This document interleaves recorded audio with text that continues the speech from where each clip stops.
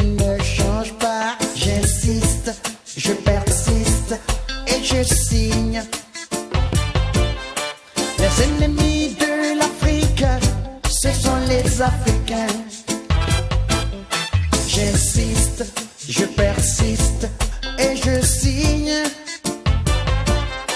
Les ennemis de l'Afrique, ce sont les Africains. Les imbéciles ont décidé d'entrer dans l'histoire. À reculons, les peuples bâillonnés écoutent la symphonie des canons. Les Algériens égorgent les Algériens. Les Somaliens fusillent les Somaliens. Les Rwandais génocide rwandais. Les Burundais découpent les Burundais. Les Congolais massacrent les Congolais. Les Angolais brûlent l'Angola. Chers téléspectateurs, bonsoir chez vous et lokola na lobaka mikolo nyonso. Merci na ndenge bozoko sabiso na kati ya ba salon na bino pona boyeba makambo nini ezoleka na Kinshasa. Kinshasa makambo eza na Kinshasa ata outi olala wana tongo ekotana okomona kaka ke makambo ezalaki. Donc Kinshasa ezalaka makambo te. Omonaki dernièrement, papa Molière akimi parlement akende lisusu kuna te akomi osalaka ba émission. Babetaki ye batiaki ye bakaka yango wana akimi. Donc soki mouvement eza te songi.com eza na Kinshasa te, donc esimbaka te yango wana bomonaka ke ba émission ya Molière télévision ezalaka toujours na top puisque tolandaka que information wana ekoma epai ya peuple etini biso na parlement oyo il parle et il mente to ebite makambo so ekendeke ndenge nini parlement mobimba talaka bakata parlement bakama to désaffecté yango ba microbe tellement eleki ba climatiser ekomi ya kala bozo kamata bozo kata sonité bozo koyana ba biloko ya ko pomper wana o tozomona na l'air tozaki bana mike na bakalina wana eza nde mazout bati eza kozika ezosala milinga. Comment voulez-vous désinfecter un coronavirus na mazout? Au contraire bare omona bangungi bazoya munene, donc nyonso wana ezaka likopa bakamata bali ya mbongo eza kobima na assemblée nationale ya kosakana te ba voyage ba biloko moke mais batulokola biso ya ba bouchard batia biso penza pembeni ataka ma ba sous de table ezali so ba monika kombo papa wana longola un élément dangereux wana boza komona ke dernièrement ayambaki papa moko alobaka mingi, papa moko azaka na bitumba na batu nyonso, mais papa wana yaka na qualité na ye ya député ya koloba biloko oyo amonike eza kosimba te. Papa wana azaka na courage ya kodénoncer dénonciation wana oyo est-ce que ezalaka ya solo ezalaka lokuta.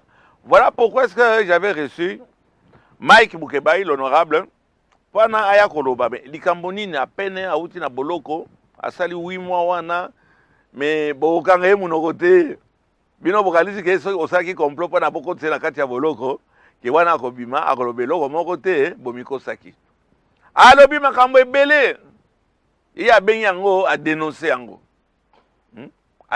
yango yango wana bon nayebaki ke baninga lokola ye pe atangi bamususu baninga pe bakotika te baya kopesa pe toloba droit de réponse. Non, je préfère appeler ça information pe ça ezaka lokola tozosola na kati ya salon on a le naza journaliste te mais tokoyambaka même ba journaliste bato bakota classe para pas comme journaliste ezate ke okameli kama micro kaka ya moki obandi oloba olobi ono naza journaliste. John Lungila, bonsoir. Bonsoir papa Molière, na sepeli ezambala yambo le kana plateau na yo na sepeli penza mingi ndenge na yambami eza honneur makasi pona ngai. Merci, je te remercie beaucoup. Oyo boyebi ganga film puis sango boni. Papa Molière, bonsoir. Bonsoir frère bande konyo so ba Hollande biso. Eza plateau na biso eza TV na biso. Donc so ina ye na me sentara toujours moi bien. Na ye men bon na moninga ke non vieux Moi, système est là. On peut dire que trop, mais on va sentir que moi, système est allé.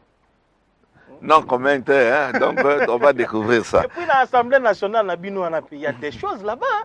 Il y a bien noté, on a été, puis il y a des choses là-bas. Il y a des choses là-bas. Il y a des choses là-bas. Il y a des choses là-bas. Il faut, moi, Mambango qui est dans le problème est que il y a des députés nationaux. Il faut qu'il y ait des gens. Il faut qu'il y ait des gens. Il faut ozo sala oyo bango batindaki yo te po il faut kende po toyeba mama na yebi so nakendeke te nakendeke so nayebi ke eloko ya malonga ezali vote ezali barésolution ezali mais so ya kokende kolala bapongi ya koyokaka article 15 128 tel que modifié par la loi wana de bato na ngai oyo ya funa ya selemba oyo batinda inga mpo na likambo wana te il faut basentir ke batindi nga mpo na keyendaka mata na défendre l'intérêt na bango. Mais avant d'entrer dans le vif du sujet, quand même, actualité, ils ont mingi, bon, hier, Kinshasa, Linganaki, ne mwana nsemi, bakamati, bake ko gangaye, na ba adepte na ye.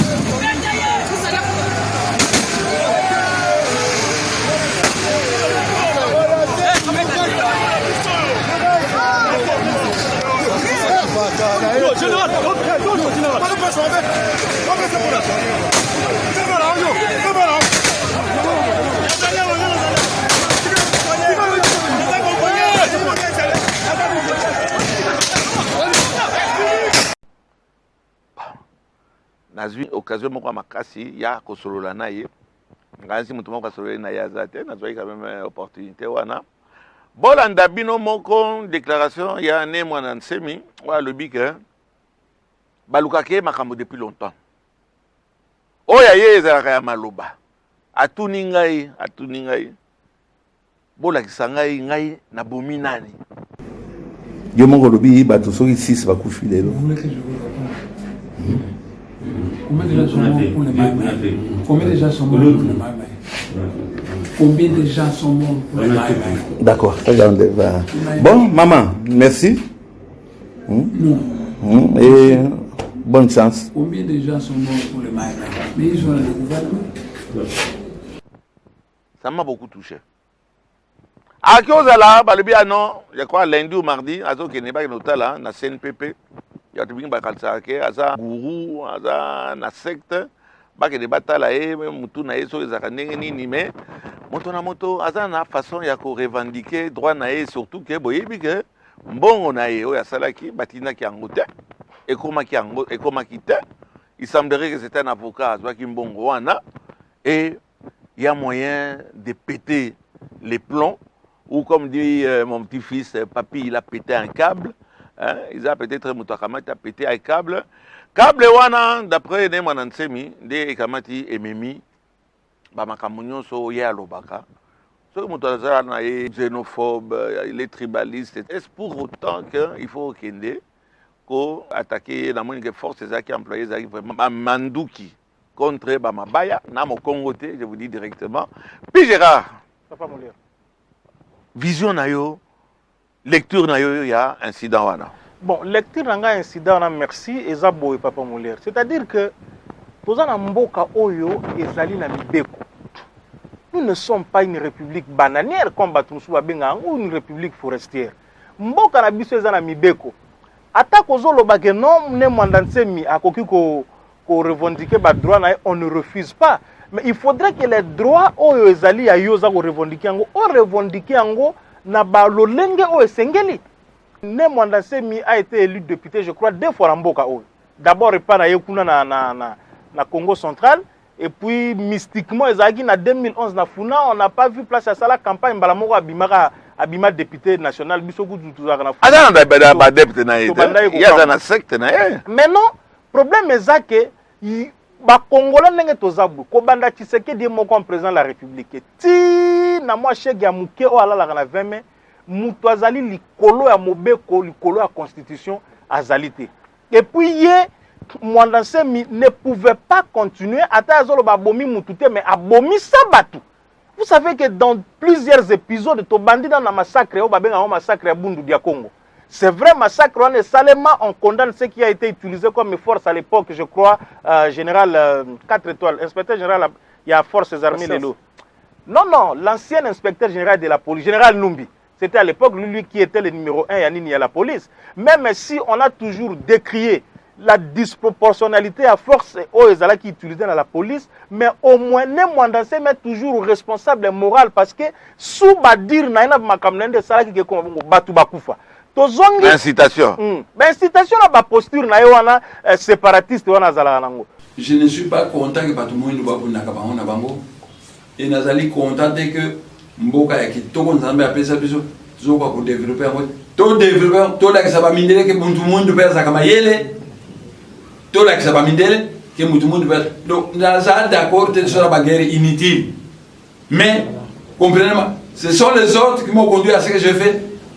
Ceux qui n'ont le même malembe, oh le chien aboie et la caravane passe. Parce qu'ils n'entendent que la voix de la vie. Yangwana, dans le bas qui balaye, qui a beau bouger, c'est tout. Dernièrement, Vital Caméra, Bimisa qui va tout belé, va tirer à quitter. Ngana tina ki bato ba ke no yemba nzem la limine d'Afrique bo yemba limine d'Afrique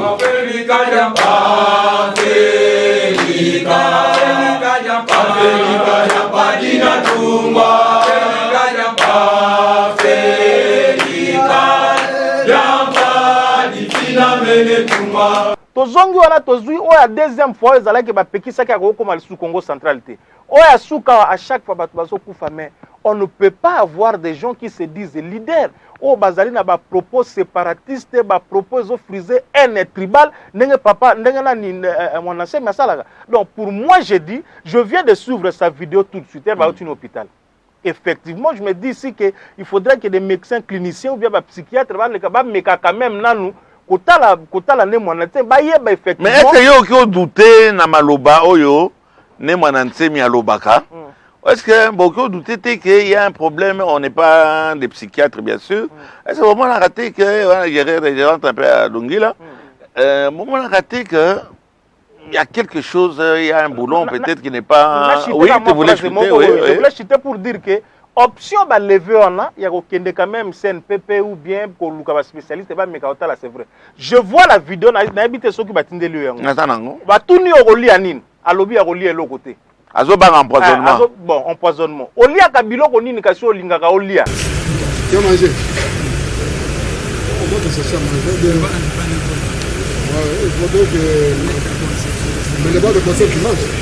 Les boîtes de conserve. Tu manges pas. Madame est ici, elle va savoir si elle va manger. Elle connaît plus difficile.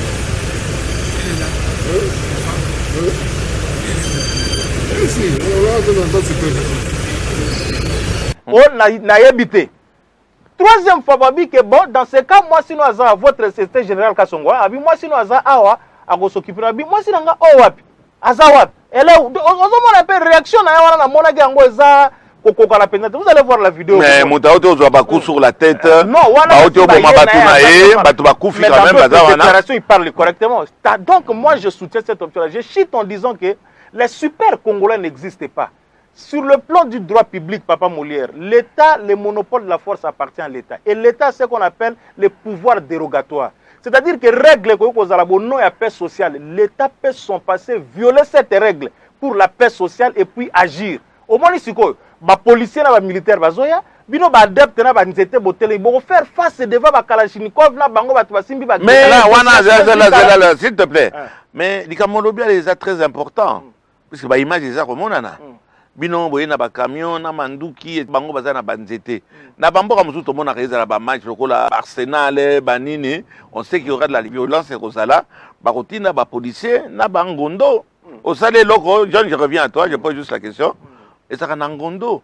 C'est l'une des images fortes du mouvement des Gilets jaunes. Ce 1er décembre, au pied de l'Arc de Triomphe, les forces de l'ordre sont complètement dépassées par la violence et le nombre de manifestants.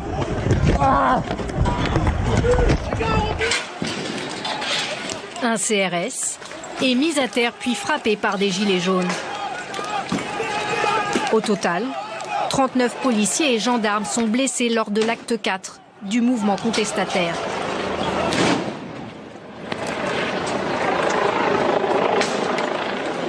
Mais bino batu baza ko protester, baza ko réclamer droit na bango.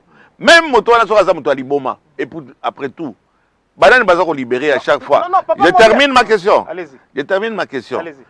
Est-ce qu'il fallait amener cette force armée là pour lutter na bateau yo baza na banzete? Non, mais on reconnaît aussi le caractère violent. Il y a des adeptes à Bundu dia Congo. C'est la parole. Violent. Non, non, non. Le caractère. Pourquoi on arrive à des morts? C'est parce qu'on sent qu'il y a la résistance de l'autre côté. L'opinion doit savoir, on a connu 48 heures en négociation. Général Kassongo, commandant de la Kisasa. Bomona ngana no ate mbala liboso bomona ngai liboso na bino. Boete. Na ye pona kimia. Na ye pona mobulute. Message eza obele moko. Mutu na mutu alongwa akota na bis. Ba memaye na mboka na ye. Tolengi makila batotanga te tolengi mutu moko azoka te. Ezala bino ezala bato mosusu. Toza na période ya coronavirus baboli batroupement. Bokonzi ya mboka asaki ordonnance. Bakonzi ministre intérieur na bamosusu basaki baarrêté mpona batroupement. Alors mpona yango bokotika bokonzi na bino na bato ndambo ata 10 personnes bakokengela ye. Bamosusu bakozonga babate na babisi tomeli bango na maboka na bango na kimia na mobulu te. La force reste à la loi. Ce qui me fait en montre, donc on est à la vitesse supérieure. On va continuer ma banque. On a un gros, donc 10 minutes. 10 minutes, on se là, on peut s'habituer à l'anneau. Donc 10 minutes, on se préparer pour toquer la bino malembe, pour tout dans boka nae. Donc on a connu 48 heures en négociation. Pour dire à Némouandassem, rends-toi calmement sans Babiloko Oyo. Et pourtant, nous savons que ces gens sont soupçonnés à Rosanaba, Tolanda qui sait que le colonel Perro Manaputo Alobagi. Donc, quand ils sont partis, ceux qui Bangoba la résistance, c'était on ne peut pas arriver à la mort inutile. Ça mérite autant de blessés, autant de morts. Je ne dis pas que ça mérite ça, mais au moins nous devons savoir que l'État reste l'État et puis on ne peut pas se mesurer avec Batouana peut vous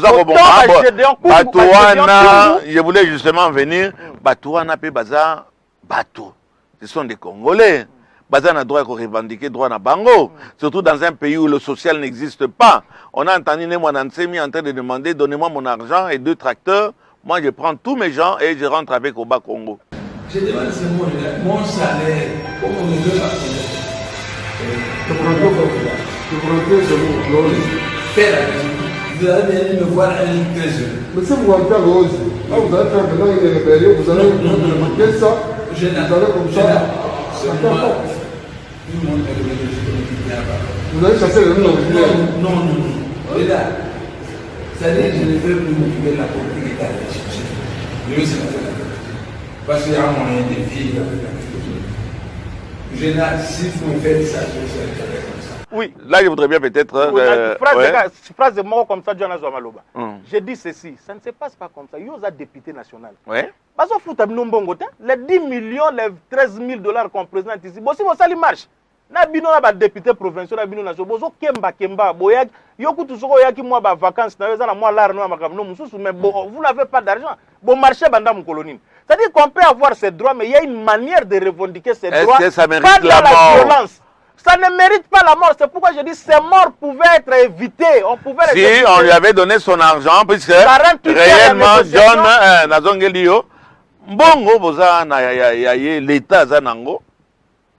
Le colo l'Assemblée générale, on a bazar balar na biso zo bimate, mo comme zo bokomo na pe, bo bimisanga ba mandoki, mais ce monsieur n'a fait que revendiquer chez lui en tenant des propos xénophobes, des propos qui incitent à la haine. Alors bien, on n'est pas naïf. Bah, journaliste, journaliste, c'était Masolo, il y a 4 salons. Quand Kabino va nous poser la question, il y a un débordement dans le langage, mais ce n'est qu'un débordement dans le langage. Il y a tout le monde qui Kabino Monko, c'est pas qu'il y a Pexabiso par après. Il y a tout le monde qui ngai na bominani. Yo mongo lobi bato soki 6 va kufi lelo. Vous voulez que je vous réponde? Combien déjà sont morts pour le Maïmaï? Combien déjà sont morts pour le Maïmaï? Nani a bomakina kuna ngai?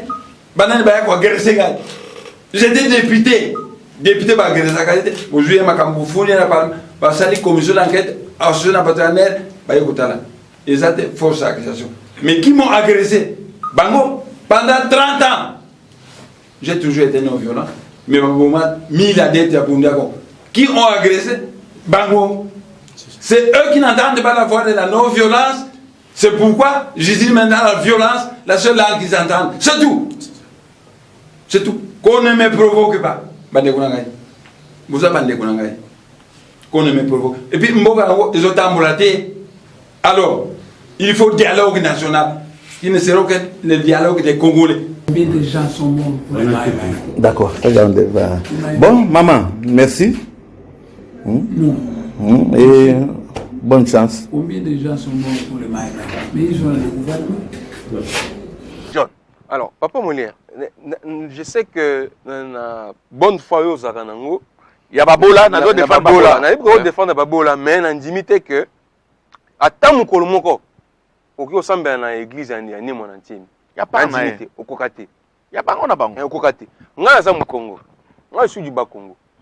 Moi qui vous parle ici, Nemonantemi a tué mon grand frère, qui était pratiquement le chef de famille.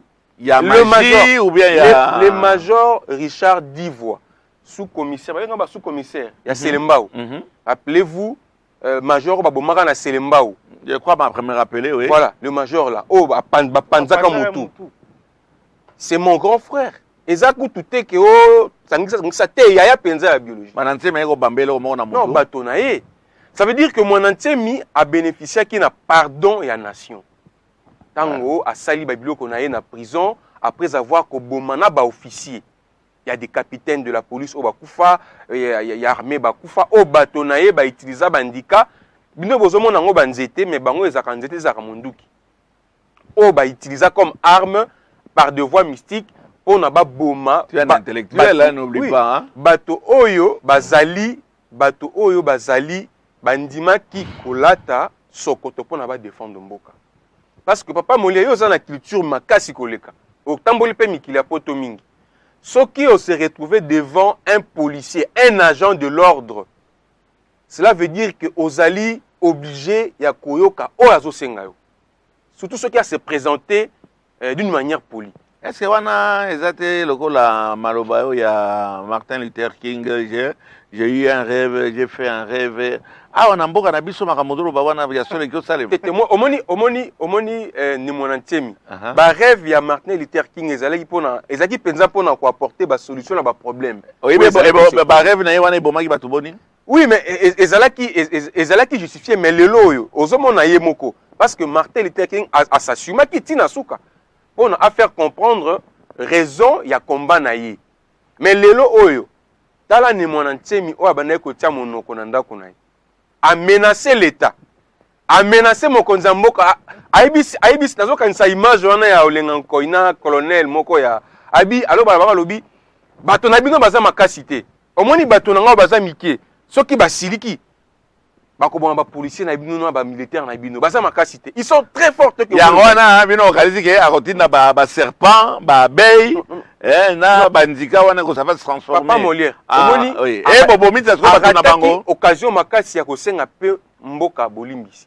Quand j'étais à Louosi, tous les grands ancêtres de Congo m'ont dit maintenant on te donne encore la musique des serpents venimeux, la musique des Nzoï, la musique de ils m'ont donné autant de moyens que Thierry n'a pas, Kabila n'a pas, personne n'a ce moyen. De telle manière que si on ne me paye pas, dehors tout le monde. vous partirez. Parce que vous verrez la nuit des serpents dans votre maison qui vont vous mourir. C'est tout. Yeah, mon c'est pas normalité. Non, kasi yango na comme esika wana. Omoni ye akanisa ki lokola abomaki bato, bakangi ye. Asali eloko na asalaki na prison à Kimi. Aye kozonga ba donc il peut encore se permettre de refaire la même chose. Ça veut dire à comment qu'il aura moi mutu makasi. Mais attends, on va pas passer la bonne année sur Banansemi. Qu'est-ce que tu penses de ces jeunes-là qui ont cru en lui, qui sont venus avec des bâtons, qui n'ont pas voulu obtempérer? Puisque image le commandant de la ville, Sylvano Kassongo, a prévenir Bango. Bango peut résister. Ce n'est pas la première fois que Roman a civil, résister à l'injonction, il y a l'autorité. Mais après, on le saura, est-ce que ces jeunes gens-là qui sont venus manifester et qui n'ont pas voulu obtempérer, puisque comment est-ce que non, parce que ça là déjà, bon moi déjà batout. Ndika bon moi batout. On a tout par exemple, il y a grand frère Ndika bon moi et Panza Moutou. Tant toqué na John attention. Papa moi. Il y a des images yo eza ko tamboler que internet na grand frère na hôpital à cinquantenaire. Azalaki admin na urgence. À cause de Ndika.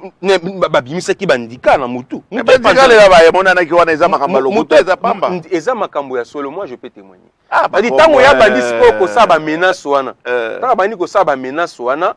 Ça veut dire que l'État a pris ça au sérieux parce que déjà, dans le passé, tu as une expérience sur ma bien. Mais seulement, les jeunes, ils se laissé dans le vide sans savoir ce que les vides ils ont réservé pour la bango. Ça veut dire que les lots, ils ont compris que Bakosamaki pratiquement. Mais le qu'on a déploré, on a chuté penza, un dossier ba policier bazalaki na droit à copier biloko ni mona. Ah, biloko ndingo na mambu mansonyi. Bazu ba mbeto na ye na mona mbasaki ya fufu. Voilà la raison que moi dans ce est arrêté. Les policiers.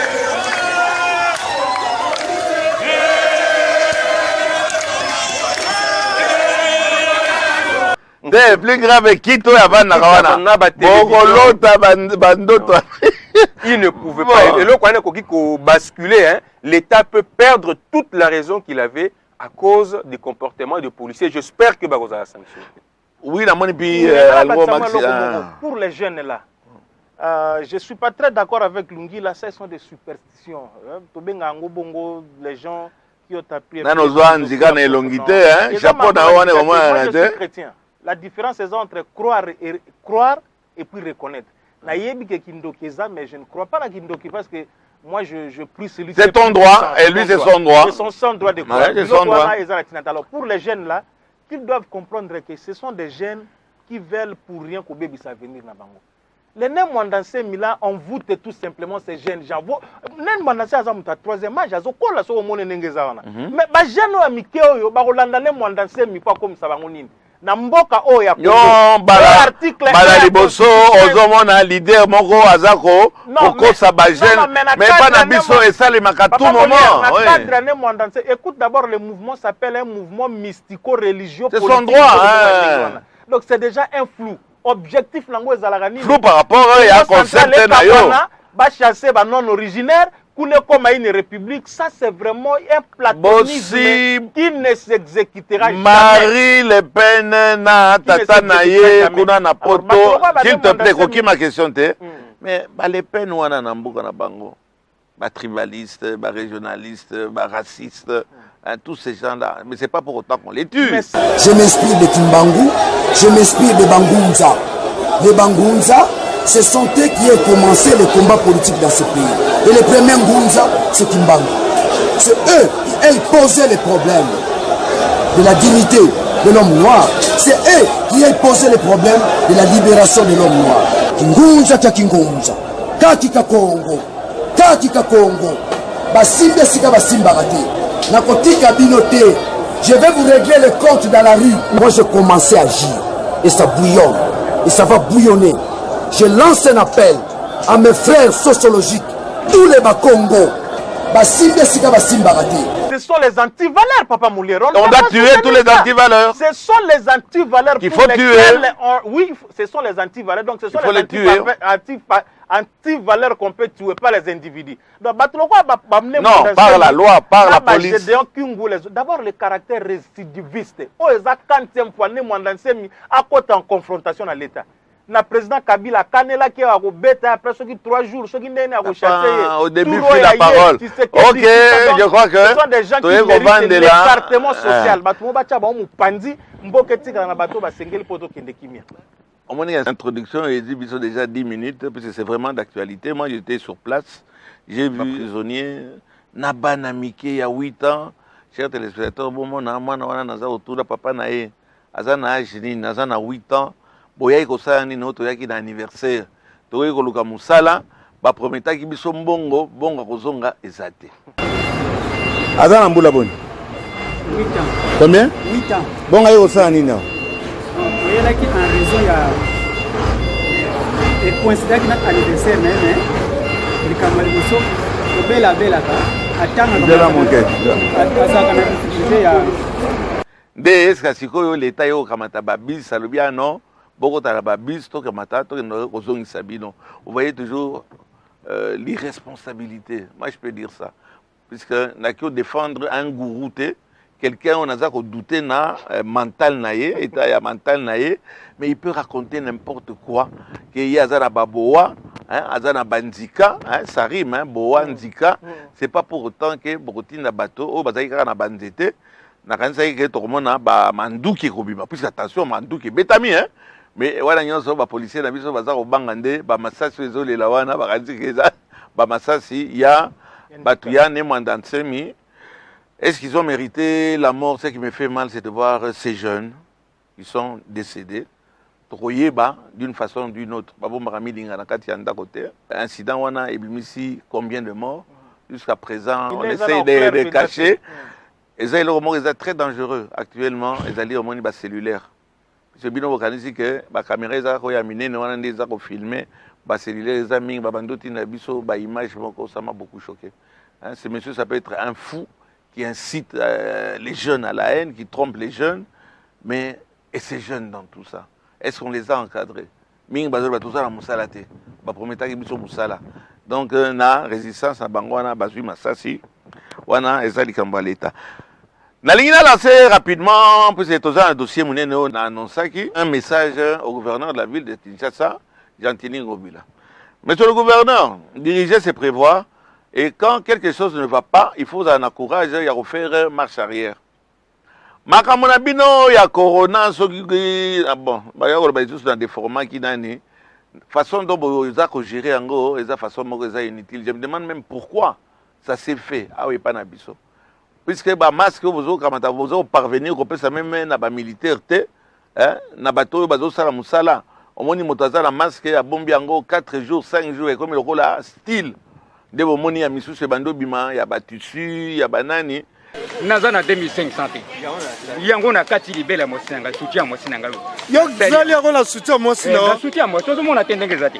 La ki sa batu, longo lango na batu batala vraiment soutien. Mutu libela mosinga soutien yango na kati yango. Kati soutien mosinga yo. Yango na mona yango. Na mutu ya mutu libela salele en kasi.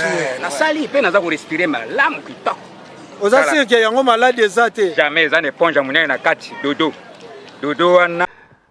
On se demande vraiment, et ces mesures Wanande Sali, que Nzambe a ramati à protéger Bisso. Et ça Nzambe, ça binoté. Et ça bino surtout, monsieur le ministre, et ça binoté.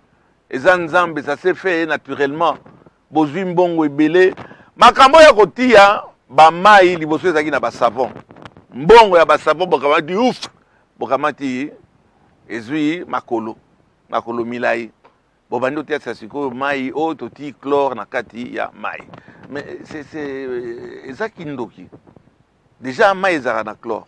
Bon comme des sous chlore bo bakisango, la plupart des gens maintenant sont en train de se plaindre.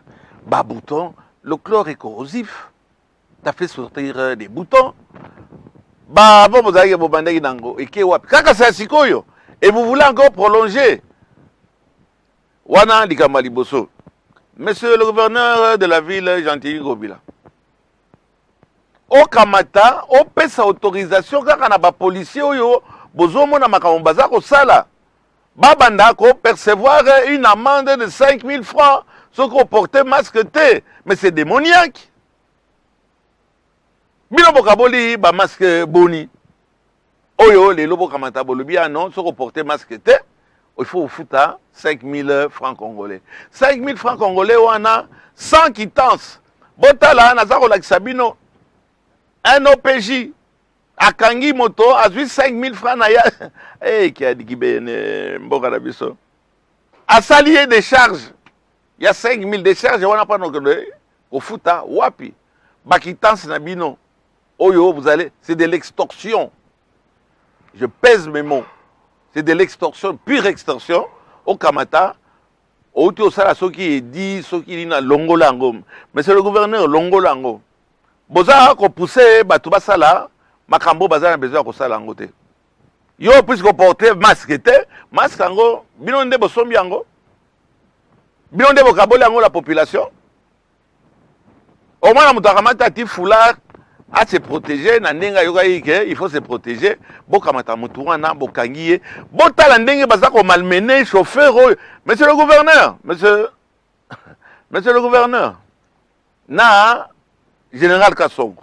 Ba bavure, ya nengo yo botala ndenge bozo bazo me maman na mobali oyo puisque atiaki masque était un Congolais. Attention à mon Congo te. Moi, j'ai commencé à agir. Je lance un appel à mes frères sociologiques, tous les Bakongo. Basimbe sika basimba kati.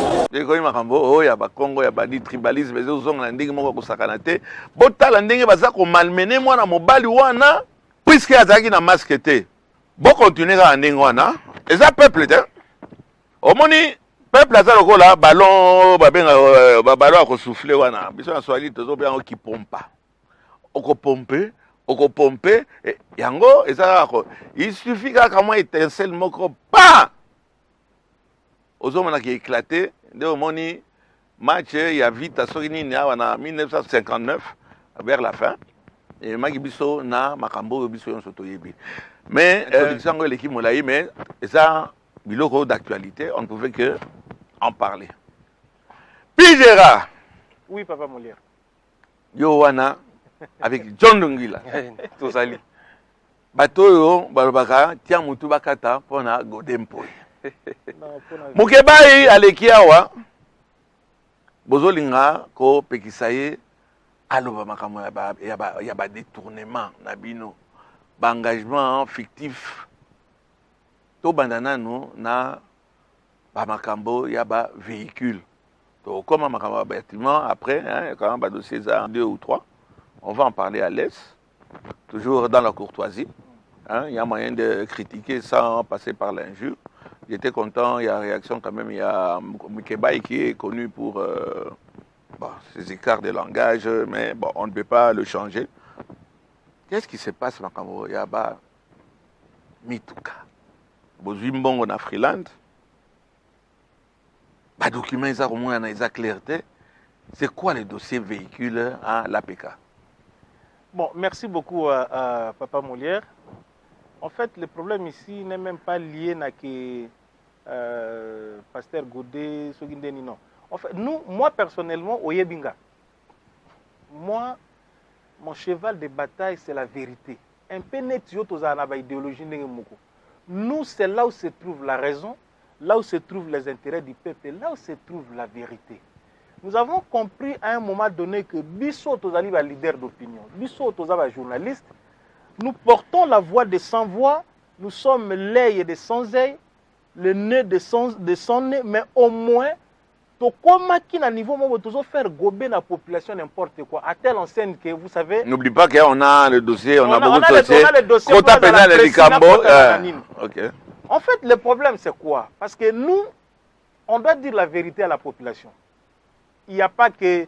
Vous pouvez aussi mentir à la population. Bon, tant mieux. C'est kiff-kiff. Oui, on peut dire la vérité comme on peut mentir. Oui. Tant mieux comme vous voulez, il n'y a pas de problème. Mais j'annonce ici en passant que à partir du déconfinement total, il y a commune à Gombe, le pasteur Godet va rester au bureau du matin au soir. Il va mettre même son numéro personnel dans l'endroit public. Tout celui qui a besoin d'une information, il y a n'importe quelle nature, à l'eka, à quel bureau, qu'on doit benguer dans téléphone, à côté à Tuni Likambas, qu'on y bagim bongo, est-ce qu'il y a ça? Mituka pidera. Maintenant, je reviens par rapport à Mituka. Par rapport à Mituka, tous un contrat yango. Ok, on avait terre barolaksango. Un contrat entre Assemblée provinciale ya ville à Kinshasa, na banque au babengi à Freeland First Bank au Izalaka awa na ville à Kinshasa na République démocratique du Congo. Banque à député. Oui. Tango ba député, tango Assemblée provinciale ezalaki élu au grand complet. Ba l'équipe ba sale élection ba bureau, ba pasteur Godet, ba maître Francis Chibalabala, ba junior Lembalemba, madame rapporteur. Je crois que c'est Marie. Oui, madame Marie, et puis na papier puis na bimi ba membre à bureau. Il fallait quand même qu'au la paix, dans le cadre de l'article 109 de la Constitution, un parlementaire, un député national ou provincial, a droit à la rémunération convenable à l'abri de la corruption. Article 109 de la Constitution. Et lobby en Bongo. Donc, si on ne paie pas les députés aujourd'hui, pour quand même qui défendent la cause juste, nous sommes obligés de vous défendre aussi. Que non, le gouvernement fait foutre l'Assemblée nationale bien. Régulièrement. D'abord régulièrement, il peut foutre bien. Vous-même, député, vous avez mal habitué vos électeurs. Il y a un mbongo sur une vacance parlementaire. Il y a un mbongo qui m'a parce que mbongo est moins beau. Alors, les pasteurs Godet, quand ils sont arrivés, ils se sont dit quand même que les députés provinciaux, ils allaient députés ont constitué première institution politique de la ville. Pour les mamans et le gouvernement. Puis les véhicules, oui. Pasteur Godet a présenté le projet na Freeland First Bank signé contrat entre Bango dans l'Assemblée provinciale et surtout na telemi na mamba véhicule. Na telemi na mamba véhicule quand on a posé question. Lungi la peut-être prendra les deux autres aspects pour les véhicules, les bâtiments. La rémunération. La rémunération, il y a un service apparenté spécialisé en Assemblée provinciale. Qu'est-ce qui se passe? Signer contrat moko. C'est en réalité une facilitation qui s'est passée. Montant eza awa bagolaksango na veter que au lieu ba député ba zwa mbongo la bango ndambu pour na ba somba mituka moyen quand même ya transport pour la mobilité. Je vous dis qu'il y a des députés provinciaux qui sont devenus des députés provinciaux qui n'avaient même pas de vélo ou bien moto. Déjà mutuka. Qu'est-ce sikeza na c'est à $5,000 ou bien $4,500, c'est déjà beaucoup d'argent. Même à ta moto ya wazaki na ngote. Alors le pasteur Godet s'est dit que dans l'ensemble à bureau balobi non, un député provincial qui représente Banaki, ça s'il faut ne serait-ce que dans moyen de transport. Baké va négocier na Freeland andimi pour que Bango bazwa mitukana et que chaque mois la nanga be pa mole pena bakino balanda chaque mois bakata mbongo na ba molimo ya ba député le contrat je crois c'est 48 mois ça fait au moins 3 ans bakata yango ti finalement mituka mbongo ekosila en réalité eza loko je crois Thomas Louaka salaka yango Olivier Kamita Toupé à Sala, je crois. Minakou, dans l'Assemblée nationale, oui. Ce sont des choses, quand vous les communiquez pas à la population, vous comprendre. Les gens croient que Kabila va député Mitouka. Même il y a des députés qui sont partis croire qu'on vous donne les Mitouka. Ceux qui ont besoin de ne pas mourir dans ma bilo, on a ma benda, ma casse à Libana. Non, et Zambon va député Bango Moko. Le pasteur Godet n'a joué que sur l'ingénierie financière. À Sali tactoirana Freeland bango bandimi moyennant ba pourcentage et puis il faut que contrat avant signé parmi les conditionnalités j'ai voulu qu'il a cité parmi toutes les conditions il y a une condition préalable l'autorisation express à la présidence de la République et puis gouvernement central na provincial pour que bango le mbongo place ni ko uta c'est très important alors ça s'est passé ainsi, le contrat a été signé en bonne et due forme sous 3 aspects des choses, mais pour tourner mon véhicule, donc c'est ça. Donc, mais en quoi, on a expliqué, en quoi, et que soit, là, journaliste, ceux qui sont députés, Bangomoko, Basegi, Crédit, Ya, Mituka, et que soit, Bangon Alikamoni. Papa Molière, une très bonne question. Alors, c'est peut-être ce journalisme au terrorisme, nous sommes mieux placés pour le dire. Il est temps que ces histoires s'arrêtent. Baza est belé qui sont maintenant à l'Assemblée, wapi na institution, les mêmes méthodes qu'ils appliquaient. Ba musu biso to risque to tambola pour na bango ba kota ki ba boloko na makala. Non, vous harcelez les gens articles le kuta mamba le kuta non madame ba DG ba mona passe yawa. Tinda ba reporter ba DG ba mona extorsion chantage. Lokola pe bango ebele bazara mamba mabe okomona balengi abengi journaliste apesi mbongo okomona bango babandaka ba dossier bien après. Qui met côté, ceux qui met côté, c'est que tout le monde allié, a vu vaccin. C'est comme ça avec ces gens. Alors, c'est vraiment une expression, il y a l'ungi la mobilisation. Donc, au moment où la mobilisation, avec le gouvernement, il n'avait pas compris. Le problème, c'est que nous avons voulu faire comprendre à l'opinion le mode opératoire de ces gens. Ils ont commencé à tirer sur Ngobila, tirer. Après leur vie, c'est un bagage pour gouverner, un bagage, batuba bimi to monika langage mbala moko échanger. On a un cadre qui nous dit que les électoraux na biso il faut soutenir rien moko pe basaki na docteur Eteni. Oh non, moni oh mais bien nos bateaux donc au moins mode opératoire na bango. C'est ce que le gouverneur devait comprendre en fait parce que nous avons une rhétorique communicationnelle qu'on peut exploiter comme des spécialistes en la matière. Maintenant, c'est ça papa Molière. Docteur Aza, monsieur Eteni, il semblerait que on a tenté à extorquer bon après babiser. Dire na mambambongo. Pasteur Godé, il est dire en matière d'argent ce batouaye baraté. Docteur Eteni, il est dire en matière d'argent. Dire na nenga kendate ke bakababoya kakokabanu to biloko yo.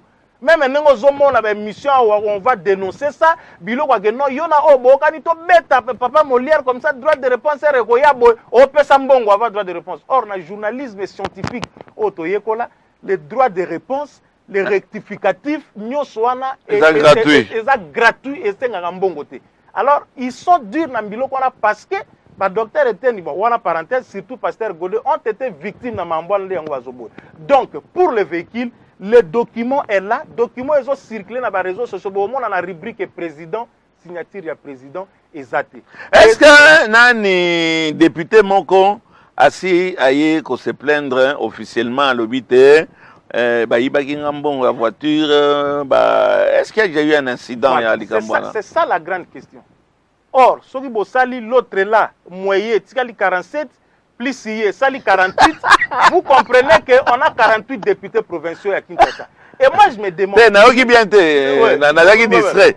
Dans la zone distrait, il y a Naoki Biente, ma téléspectateur Bayoki. Donc, je disais que, il y a tout est puissant, c'est un pasteur Godé Azanango, et ça, il y a un dengue.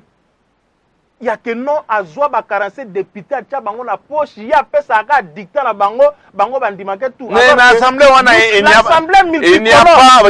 n'y a pas d'opposant, il n'y a pas quelqu'un qui va. Vous voyez des gens comme de Peter Kazadi, vous voyez même si les AFCC va s'engagner, ils dépêchent tout ça, cache ni dépêche, vous voyez des gens comme des Mbozi Wambozi, vous voyez les gens comme Tipo Yabumbulan, Osé, Badibang.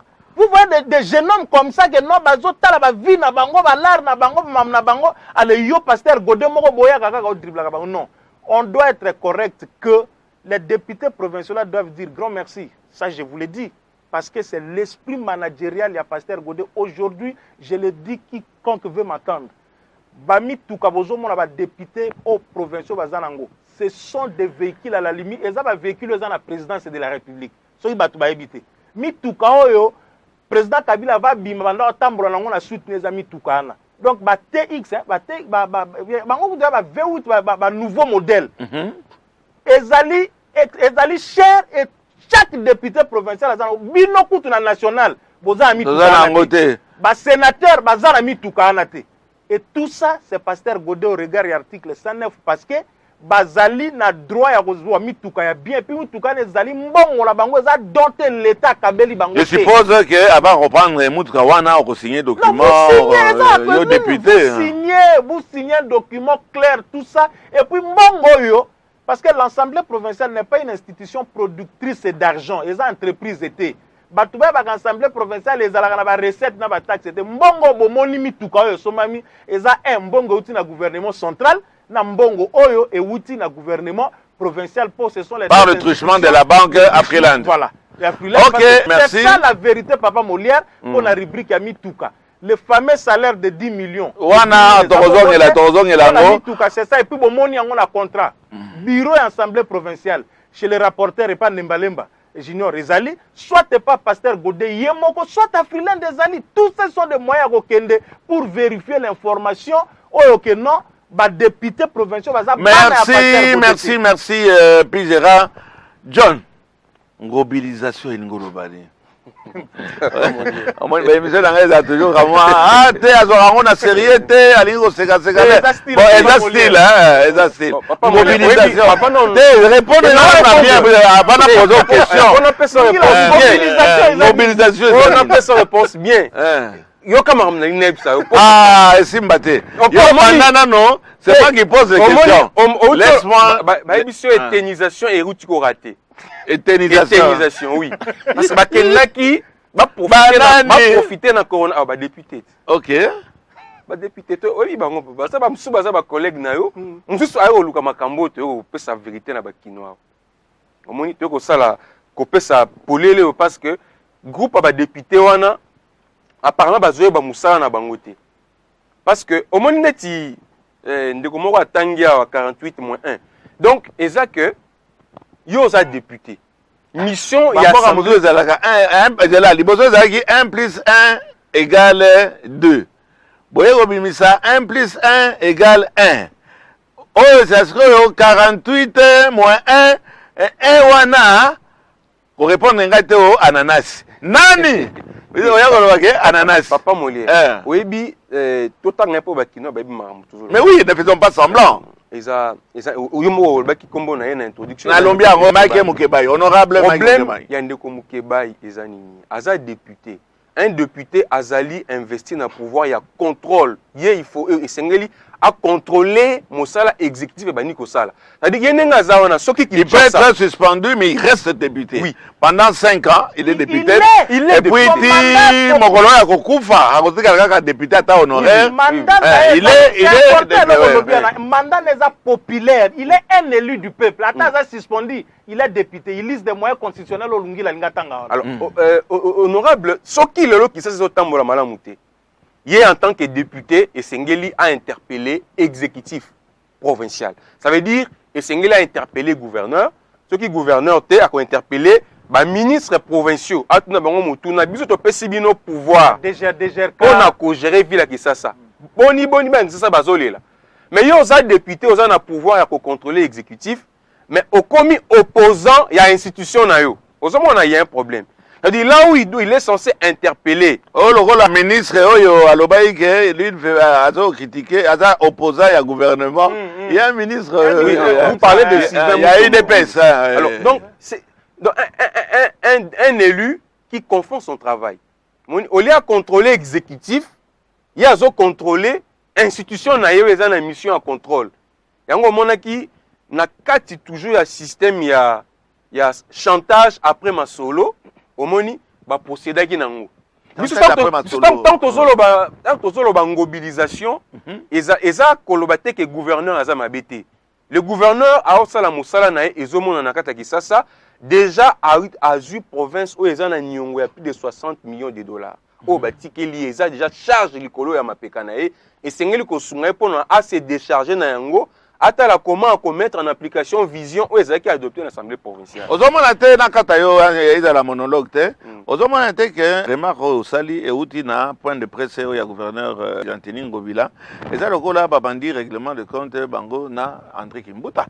Puisque Mouto a tiki ba caisse vide aux situations nous a décrié. C'est le gouverneur au ya outi obima le sénateur. Oui oui. Est-ce que aux hommes on a que toujours que le règlement de compte, le bino pe besoin de régler de compte. Les problèmes les règlement de compte Papa Molière. Problème les anini. Na kati ki sasa ba to mesana nini. Ba ileki na télévision, ba ina ba dossier à lokuta, ba lui Papa Molière a escroqué le pango moko boye na bandal. Oyo Junior ne ba atelaka na ni marché central. Junior ne malemba a sombi martata lokuta. À sombi marché central, ba bengani ba tubate kaka po a rotonga ba toilette na yi, public na yi. Bon, le toilette à vous ezalaka. Sikoyo, tango ya bango baye bakosi ye azaka besoin ya batoilette ya minene ya mike wana tango bango baleki na TV bakosi baza na baplateau bayambaka bango eyebani baplateau wana eyebani mikolo nyonso batv oyo bazocreye badossier ya lokuta mpona kopermettre ke bato baya kosala badroit de réponse et le droit de réponse généralement ils sont en train de alors bato wana bakomisa baplateau batélévision na babiro ya baprocureur bakoma lokola bango moko baprocureur bango moko bajuge bayeba balobi ne malemba Molière moyibi ayibi mbongo dossier yango akolakisa pe dossier yako wangana soki otali dossier wana na suko komona soko vérifier okomona signature ezate bana ba faux document bana ki sasa dossier yango ayibi mbongo tel tango yoko yoka bongo soko za muto za na kimia te ko banga okotinda ba service na yo wana oyebisi ngai mobilisation ngolo banini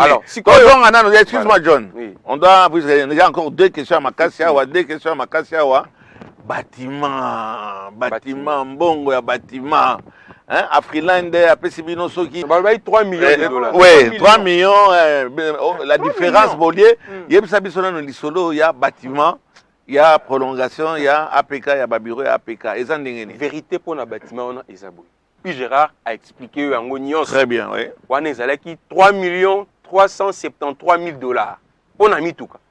On va rembourser chaque mois na salaire ya ba député. Eza même pas contrat ya APKT, ya ville teza député moko. Député na mbongo na ye a signé contrat na banque. Chaque fin du mois bazo 4 à partir ya source mosolo na ye na bémolument na ye. À partir ya source. Voilà, c'est important. À partir ya source. C'est-à-dire que ce n'est pas l'APK ou la ville qui paye, c'est le député lui-même qui paye na ba émolument.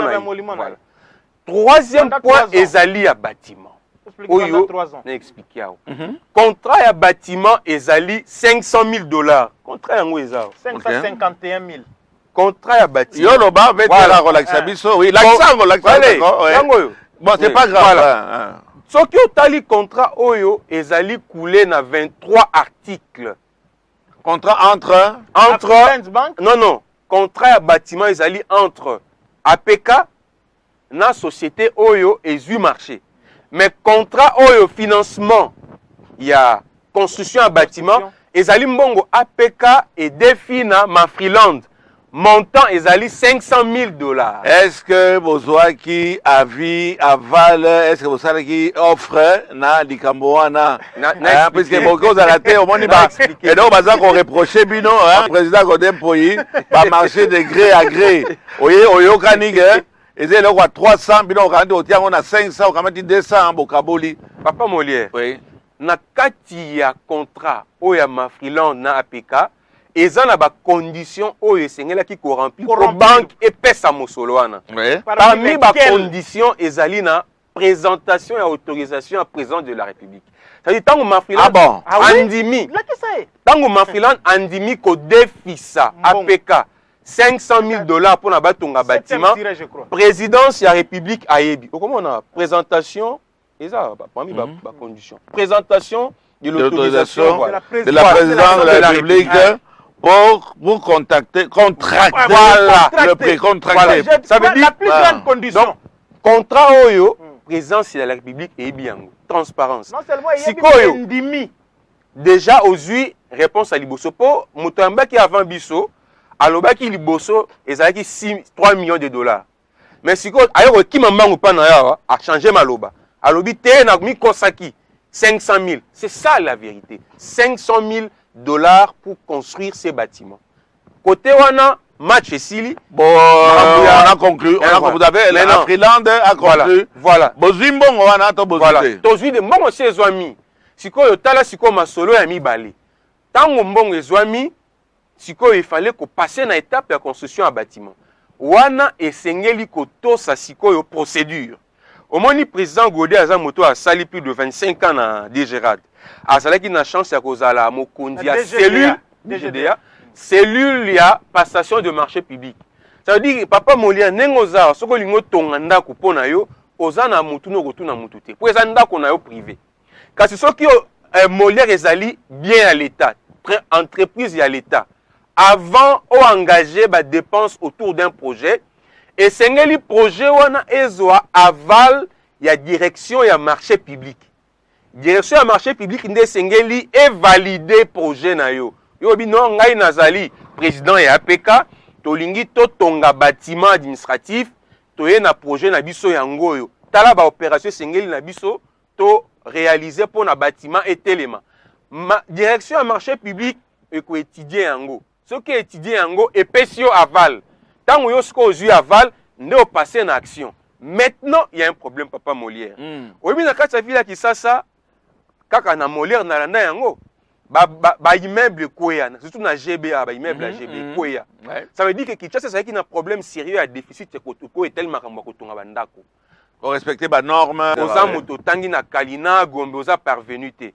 Bandako ba belge batikela biso ti lelo ezaka makasi. Ekoya te ezali makasi. Kaso ba tongi na simawa, ba tongi lelo lobi oye fissure be. Alors, ndeboye pour na entreprise ou esengeli ko tonga, balobi esengeli to sélectionner ba entreprise o baza déjà ba expérience oyo ba lakisa bokasi na bango na matière ya construction. Nde bango esengeli to pona.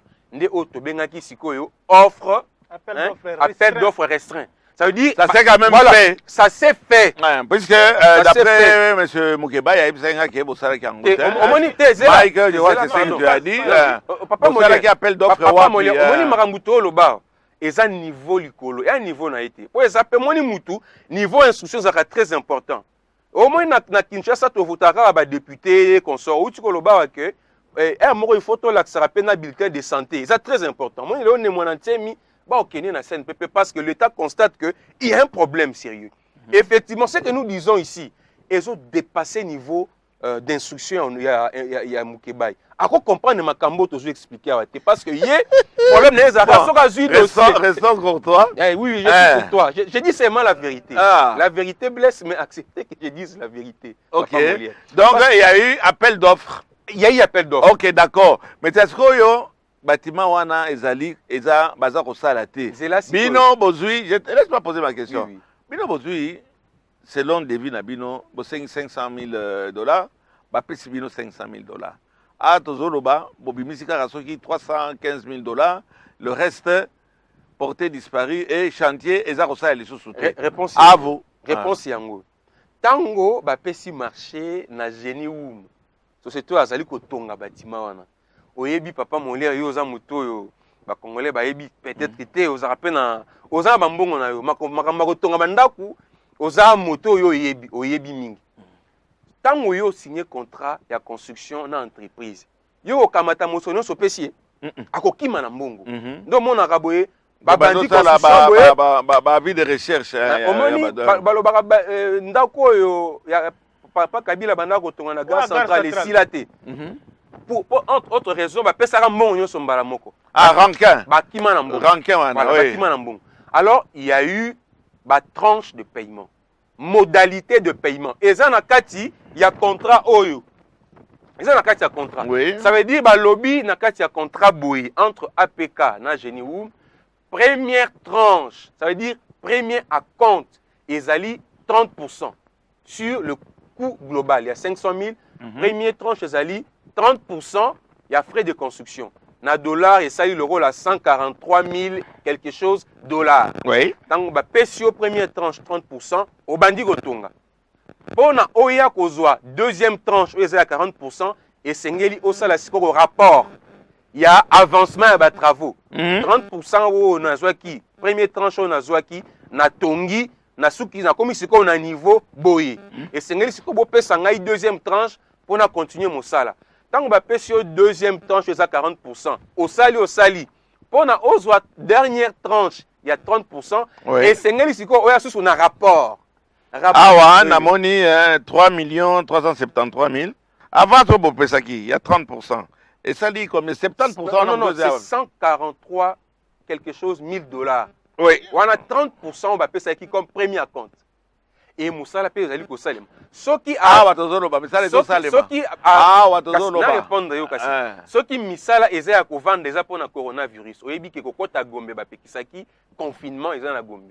Siège ya APK ezali na Gombe. eza na lingwala te bon omoni lingwala mo raison mais biso bato confondre bato bakenda mingi o mushi bon eza bakangi ba terrasse eza na kati ya Gombe bapekisaki ba entrée même na apeka mosala ezosalema te mpo baagent nyonso baza na kati ya ndako ye moko président ya assemblée provinciale aza na confinement na Gombe mpo ezali mobeko mokonzi ya mboka apesaki baautorité provinciale mpe bazwaki na équipe. Donc ce n'est pas un problème d'argent. Ce n'est pas un problème de financement. Est-ce que reste un mbongo wana boza nango? Mais mbongo eza na banque ezali ko débloquer conformément na contrat oyo APK a signé na entreprise de construction et na banque. Donc mbongo omoni babanena na coût global 3 millions. Omoni ke babuki lokuta eza 500 000. Baye bazongi ba reconnaître 500 000. Baye sous arrêt des travaux mbongo ezate non. On a donné la première tranche conformément au contrat. Et ça va rentrer. Oui, puis Gérard, je voulais dire ceci. Vous les députés nationaux comme provinciaux, ça l'effort y a moi s'actualiser. Vous comprenez? Nous avons passé autant de temps à l'université. Pour la autant de domaine où il y a biso oyo, sciences de l'information, na la communication. Effectivement, ce qui me concerne, je peut-être d'autres documents où ils allaient post-universitaires. Les députés commencent à vous actualiser. Arrêtez de vous comporter comme nos étudiants. Oui. Parce que moi, je les ai. C'est pas bon. Un député a crème, a moutamaele. J'ai parlé ici de l'ingénierie financière. Ce qui a fait que Tingazala, qui en a pendant 12 ans, bon, quel genre de véhicule va député provincial va comment autant bon, il y a même certains qui tina sous mandat bazaki sous le côté. Et c'est autour du réflexe de l'intelligence à Pasteur Godet, comme il a bâtiment plus rare. Bâtiment, j'ai expliqué. Je revenais autour des notions simples. Nous, moi quand il n'y a pas la vérité, Papa Molière, je ne vous répondrai pas et je n'entrerai pas. Je ne défends toujours que ma cause est juste, ma cause est fondée. Avantage avec nous, ce sont les documents qui sont ici. On ne parle pas comme des gens de la rue qui veulent faire le populisme. Pour moi, période maintenant, les choses ne sont pas évoluer. Là, on risque de se répéter. Puis Gérard, s'il te plaît, s'il te plaît. Papa Molière, pardon. Non. Il y a eu d'abord un élément important que Lungi a oublié. Le recrutement d'un consultant. Et puis la composition de la décision créer la commission ad hoc qui est chargée pour mettre en place le marché public. Et puis, condition qui échappe à vos gens que vous invitez ici, c'est que contrat à passation à marché public, normalement, quand ça vient des institutions de l'État, ce sont des simples propositions. Ce qui direction à marché public, aux institutions à l'État est validé en côté. Et vous, ça a été validé? Quand vous dites quand même, on a pas document yango oyo. Pas document yango oyo.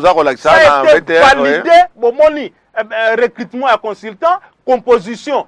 Quand tu parles de recrutement, c'est quoi yo? Recrutement oyo, bozo sabatu sur population.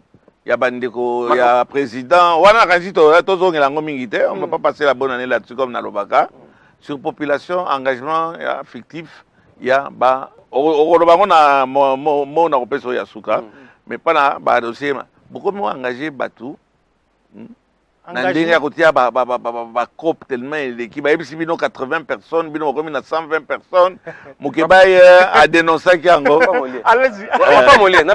Oui, le problème est aboué. Tant qu'on va pogner député, hein?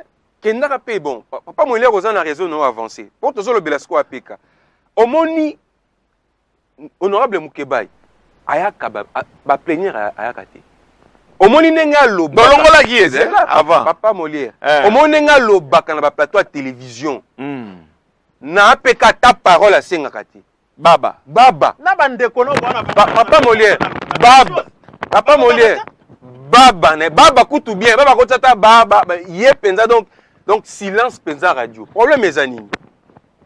APK depuis bureau actuel et Koti basali recrutement à taille à motomoroté.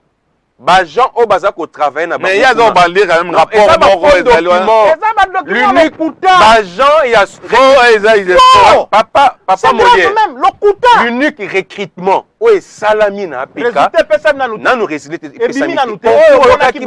concours ba participer na concours résultat à concours les ou mais la pour na coronavirus ce coronavirus c'est sili va proclamer résultat colonel Elvis Sangobe ba komonya zero bi na komona colonel Talasco Makambwa Soni Boye on a besoin que de 60 papa Molière Talasco Makambwa Soni Boye et ça tanga ina za député te na ibi Makambwa ndaku te kasi yo penzo za député na kati ya ndaku o lo Makambwa lokuta avec des faux documents aux le canal ba chaîne la télévision pendant qu'on a conscient que institution na yo et recrutement na numutute l'unique recrutement est à concours ou est au salima problème est ani papa Molière problème est que ba mesana ka déjà que ceux qui ba salima ben na bango après na suka ba roleka ba sengi pardon arrangement to ba lié moins loko mais godem po aza ce qu'on a logique wana ti soki olobi makamba lokuta esengeli bakanga yo soki oyibaki to salaki makamba lokuta esengeli bakanga yo ye ba arrangement yango na za d'accord hein même ba bloc ba droit de réponse esengeli ici là.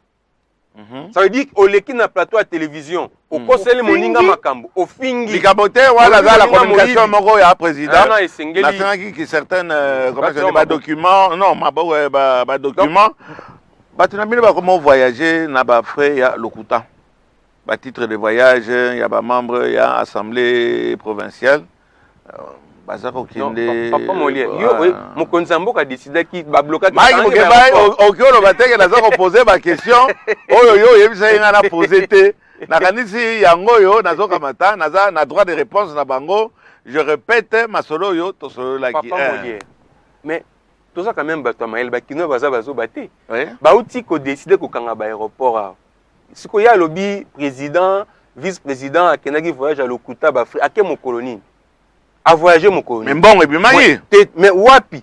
Mais na biso ba au monde même ba bimisi même na ba contrat ba lobio ba pesa ki Congo ouais bibwe. Donc ba komi siko makambo. Et bandi. Voilà puis Gérard Ozwaki combien? Donc voyage ça les 15 millions. Ba pe pozo ba bi azoki 15 millions. 15 millions ba pe pozo matate ezo kitate. Oui, mais oui, 15 millions de francs. Vous avez 15 millions de francs. Vous habitez. Papa Molière. Ezo matate. Bapepo ezo kitate. Siko bako sala ordre de mission neni pour vice-président Bima. Au moins esika batu comme on dit le crime n'est jamais parfait. Le crime n'est jamais parfait. Ba bosani que toza na période de confinement, toza na état d'urgence et que ba pekisi ba vieux kitato pe mata. Mais bakosala yango les grands problèmes bango ba mesana kokanga bango te biso to sala ka mabe biso to yiba ka bakanga biso te mais ce qu'on a godem poi ce qu'on yibi presse audio visuel journaliste Congo Web pendant 15 jours 6 318 750 francs congolais. Puis Gérard. Non, papa Molière, il faut banane le logo moko avant que je ne revienne sur Makamba Congo Web. Vous savez la vérité autour de tout ceci. Moi, je n'ai pas de lien politique personnel avec Pasteur Godet comme étant cadre FCC. On se connaît avec Pasteur Godet il y a de cela 13 ans. Il y a 15 millions. Moi, je vous dis, laissez-moi vous dire ici à la télévision. Si les gens croient que Pasteur Godet nous donne l'argent, tu peux peut-être dire ça autrement. Le gouverneur nous attend. Le problème avec Pasteur Godet, c'est sa moralité. Motion par exemple alimentaire. Les gens que vous avez reçus, si vous voulez venir avec ces jeux, motion alimentaire,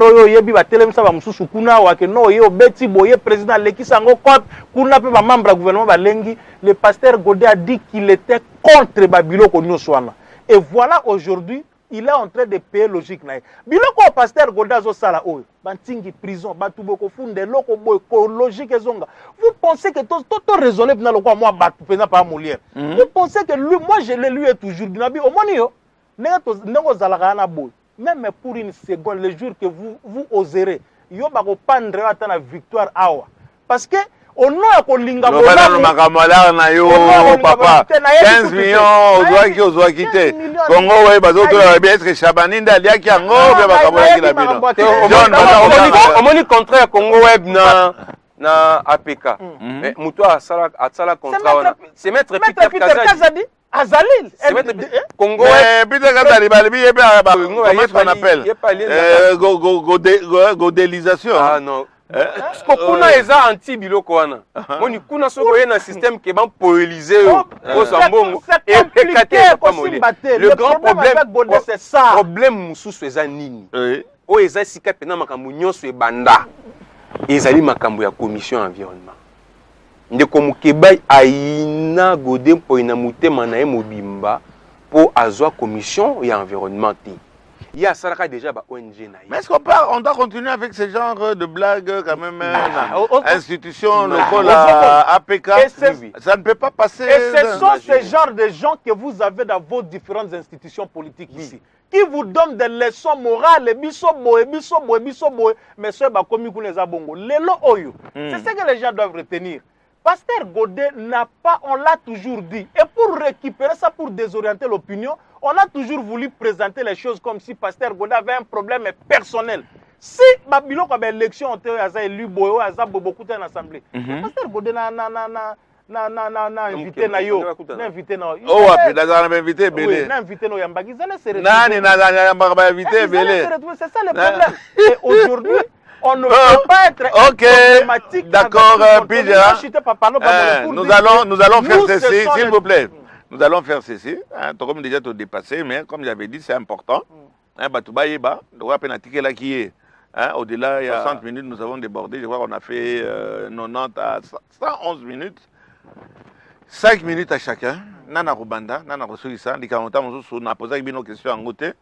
C'est pour répondre na ba accusation nyonso oyo honorable Mike Mukebai aya koloba na plateau ya Molière Télévision na bandi na John. En tout cas, 5 minutes s'il vous plaît. C'est ngeli baye ba que assemblée provinciale na bango ezali ko sa mosala conformément na ba texte ya maboka na biso bozoyo kana intérieur na ba province ba assemblée provinciale ebele kangi ba porte parce que ba yebi ko fonctionner te. Lelo oyo gouvernement central oyo azali na responsabilité à rotina ba frais de fonctionnement na ba assemblée ça fait 6 mois azotinda te lelo ceux qui APK ezali que fonctionner ezali pe grâce entre autres il y a ingénierie financière il y a président nango Godé pour ninga sala ki ngalngo bobo sala John yebsanga nano les députés est-ce qu'ils sont payés bazan arriéré à paiement il y a combien de temps 5 ou 6 mois bazan arriéré il y a 6 mois 5 à 6 mois 5 à 6 mois. Peut-être dans la connaissance d'un milieu qui appelle au Moreza secrétaire. Quel gagne un député? J'avais oublié cette question. En tout cas, personnellement, je n'ai pas de précision. Monsieur, notre ami dit qu'il gagner 15 000 dollars par mois. Je ne peux pas. Je sais que. Je vais répondre un peu à la question. Papa Moulière, tous en sérieux. En termes de préséance, un député national vaut plus qu'un député provincial. Bozo Landa, partout, le gouvernement a un problème. Au Équateur, au Soki Bobo, Soboloko, tout ça, un peu partout, et ainsi de suite, ils ont des problèmes. Est-ce qu'un député provincial peut toucher l'argent plus qu'un sénateur ou bien plus qu'un député? Déjà, vous n'arrivez pas à 10 000. Non, on a 5 200. Voilà. Yandambo coûte na franc congolais, na toso qui a 90. Non, entre nous. On a des degrés mauvaises foi, tout simplement pour avoir désorienter l'opinion. Député national que vous êtes, vous avez 10 000 dollars, mais député provincial, il y a qui ça a 15 000 dollars. Non, il président, Mike. C'est-à-dire, s'il y a des moyens, s'il faut qu'un député touche 20 000 dollars, 15 000 dollars, il y a ma bête, donc, bâtiment, parce que le service. Excuse-moi, la Kataki, baza kosala mosala kaka libanda polele so mbule betesika ko bata mezate esengela ki kosala bâtiment ba bureau pona ba permettre bango ba tra mosala bango malamu. Est-ce que ba député baza na ba bureau baza na ngote ata ba commission parlementaire basaka mosala te yokutu plateau na o eza kitoko makasi soko tali lolenge basaka conférence de président na bango na mwa lokala mokebo bazo tuta na boye moya kutu baba na kuna ezalité ezalaki important que bâtiment wana etongama. Bâtiment les autres mbongo total ezali 500 000 dollars mbongo oyo APK et continuongo na banque et respecter ba procédure nyonso et respecter ba condition ya banque effectivement, ça continue parce qu'il faut financer les travaux. Donc, ça va continuer. Et donc, makelele oya wenze, boza koyoka na plateau ba télévision, ezali makelele ya bato bazo luka mbongo. Bango baganyaka be bongo na bango ndengwana. Baza na ba mission na bango baleka pona kofunda koloba lokuta na sima ya autorité. Ndepe boyoki na sepeli parce que na yoki système ekomi yo oleki na télévision lobi ke mutu tel aibi kende pa magistrat la ki sa ba preuve na yo ki moyibi. Ce qui ba preuve ki moyibi ezate imputation dommageable ekolanda yo okofuta. Nde siko boye makambo nyonso ya ba député o bazoluka mpoilisation, éteinisation, mobilisation ekosema susu te bakotika bakondi tranquille basalela mboka rançonnement ya bakondi kosila.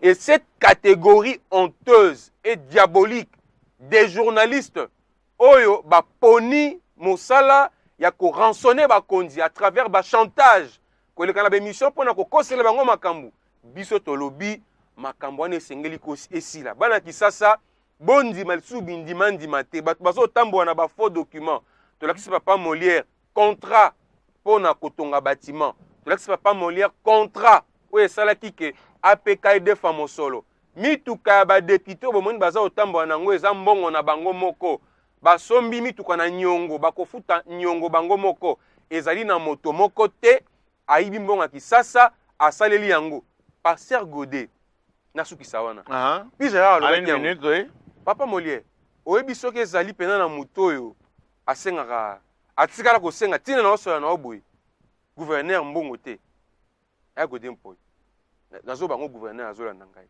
Ça veut dire ça même que logique est nini soki lelo oyo oye et pas Godé Mpoyi pour déposer motion contre le gouverneur pour gouverneur après ça qui mbongo te eloko ane koleka te.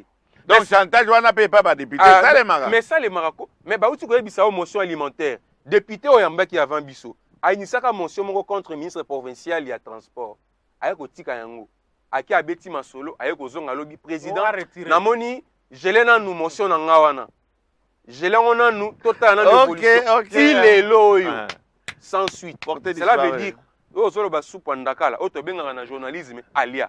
Donc esukaka beboyi ba motion alimentaire c'est ce qu'il faut combattre. Pidera papa Molière en 5 minutes en 5 minutes sur le plan politique c'est vrai, je peux avoir mes convictions politiques qui n'ont rien à voir avec Pasteur Godé. Rien à voir en tout cas. Mais pour la vérité, moi je soutiendrai tout le monde qui voudrait que Makamambo... Là tu te répètes. Je ne me répète pas. Oui.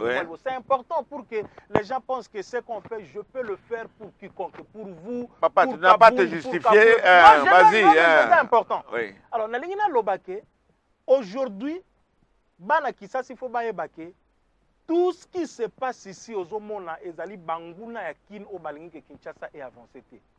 Je dis ici dans ce plateau, ligne budgétaire, wana ya mbongo, genre Pasteur Godé, Godé, la banque, Batonga, bâtiment. Ça s'est trouvé, cet argent sortait. Mais les gens qui les ont préférés volaient ou bouffaient cet argent. Et ils n'ont pas laissé de bâtiments. Ils n'ont rien laissé. C'est une honte aujourd'hui. Après 12 ans, il y a comme président APK, une assemblée provinciale, c'est l'Union européenne qui vous a construit les bâtiments. Et pour la postérité, Pasteur Godé s'est dit, Mbongo et Bimaga, donc il y a des fois, Totonga, bâtiment érotique, les a rien à voir avec Pasteur Godé. Regarde ce qu'on présente. Comment la mauvaise fondée de l'accès dans le document 100 et quelques, 300 et quelques mille ouana. Lungi l'explique, c'est au rythme dit décaissement et à Mbongo pour Misale Salema. Mais on veut présenter à l'opinion comme si le bâtiment en est cécile et que Mbongo à l'école en est volatilisé. Ça, c'est un. Or, ce n'est pas le cas. Deuxième chose, Makamba Mituka, parce qu'il faut résumer en Ezala. Il y a juste une facilitation comme ça se fait partout dans l'Assemblée provinciale, dans le Parlement, et ça les m'a plus d'une fois. Et puis il y a ce qu'on appelle le privilège de fonction. On est quand même député provincial ou député. On ne va pas être conduit comme un tout Congolais lambda comme ça. Mais Zambongo va député Bangomo Bazokata. Et loko ya misatu, o sengeli ke bakinoa bayeba. Ces gens ici, ils sont instrumentalisés. Tout simplement. par les ennemis. Moi, je n'appelle même pas les ennemis de l'Assemblée provinciale ou bien les ennemis de Godin Poy, mais les ennemis des Quinois. Est-ce que Ozala n'a courage, il y a qu'à dénoncer, il faut avoir ce courage-là, dire tout ce que les gens pensent tout bas.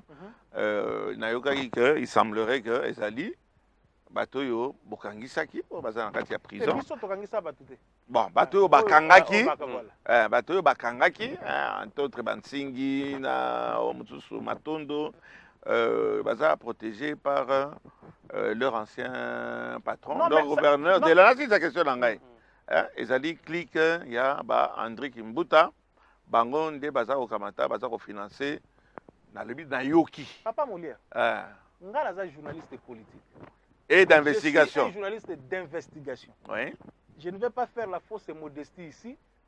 Les politiciens, ce sont nos amis. Parce que sur le plan politique, et vos ennemis. Attendez, comment voulez-vous ton invité qui était ici, Azad député provincial, il y a Lingwala. Ceux qui battent habité, bango tout qui ont fait le populisme, la combat Katumbi, ba lembongo, la qui batanga le combat Katumbi, batanga combat Katumbi, c'est un mode opératoire na bango. Moko azan assemblée, mi balé ban assemblée nationale qui veulent faire un équilibrisme et hypocrisie. Neti pro fachi, neti pro boy, bango nyonso wana bazala ba député à Lamuka, ba député il y a AMK, c'est pas mauvaise étiquette politique na bango. L'autre qui est le député de Lamouka à l'Assemblée provinciale, depuis Mambo Ebima, ma collègue n'est député à Lamouka Bazali. Boyo kata réaction. Comment yosa député, tu vas représenter cette situation, que député opposition, non. Un député opposition, vous faites partie du pouvoir législatif. Donc vous avez un pouvoir de contrôler. Ville, comme on est gouverneur Ngobila, ministre Naye, si ça ne va pas aller là-bas, on a l'élément. Il y a quelque chose qui ne va pas, mais la personne est plutôt opposant, il y a sa propre institution. Ça ne marche pas déjà.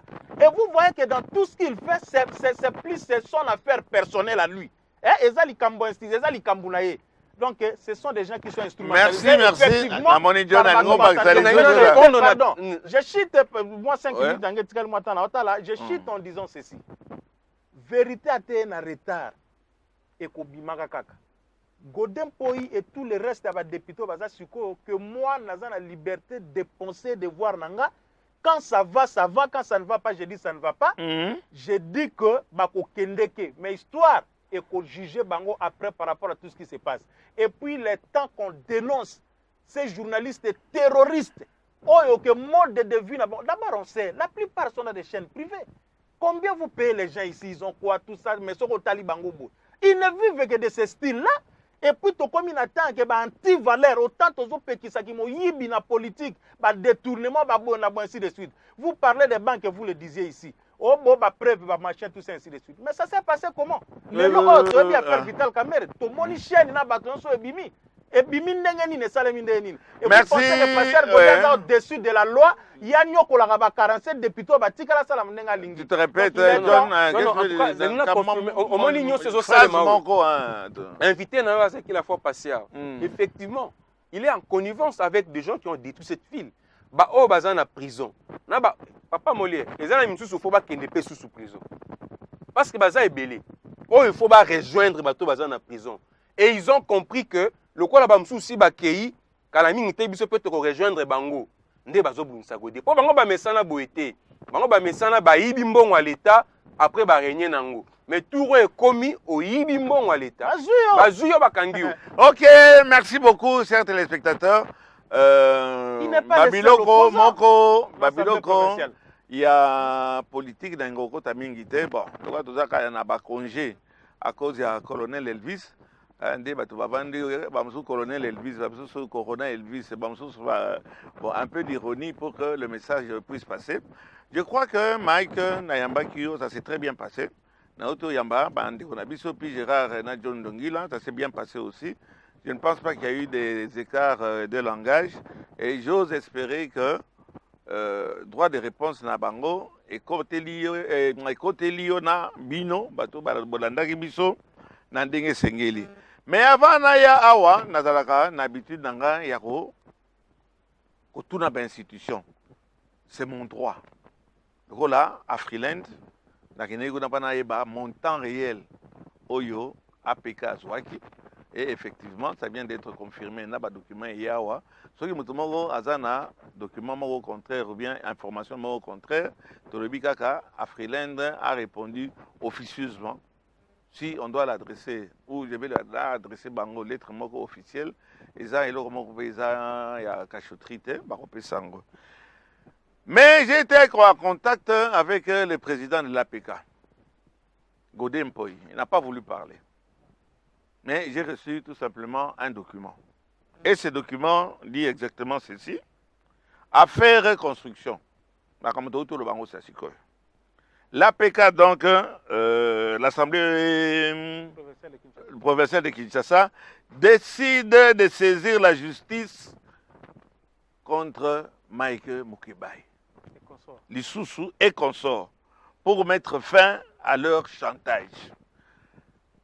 Il semblerait, d'après Ndenge, il m'a expliqué, makambo ya koleka lisusu na ba télévision et comme lokola assemblée ndesika ya ko se justifier yo mutu oleki au parvenir ko pesa ba preuve ya ba allégation na yo au parvenir ko pesa ngote, on te poursuit en justice. C'est malheureux à le dire et c'est malheureux que ça passe par ma chaîne, ou surtout par Papa Molière, par les députés de Mbalemba, que président, il y a Assemblée provinciale, le président de l'Assemblée provinciale, na bureau na bango, va déposer plainte Lisusu contre Mike Mukebai, ayant justifié, document à l'appui bien sûr, mais on a un problème à juge, à Kamata, ayant justifié, na problème, il y a détournement, il y a mbongo, il y a population congolaise, Nambongo, il y a des députés. Donc, Mike, qu'est-ce que moi je peux dire? C'est donne juste l'information. Il y a un autre. Donc, Baki au fond de Lisusu, alors que Ozali, déjà en liberté conditionnelle ou provisoire, c'est kiff-kiff, comme le maréchal l'avait dit dans le discours Naïmoko. Nous allons assister encore certainement à un rebondissement face aux accusations Oyo au Portaki contre l'Assemblée provinciale et Naba député Nango. Ce qui est malheureux, bateau bazana sima makamboana mingi mingi, et ça n'est pas journaliste. Donc là, bandeko baoto lo basasiko. Faire passer n'importe qui pour dire n'importe quoi, je ne parle pas de Mike. Je connais le système puisque plusieurs hommes politiques, basi ba tomber na ba pied joana, bakamati, bakomeli loko ba yebi keza lokuta. Pas obligé au Kamata, au Yarosala, droit de réponse. Mais si ça s'est limité que là, on comprendrait. Mais yo mutu ozali initiateur ya likamboana, au Kamati ango lisusu yebi keza le kamalukuta, au likisi ango na YouTube.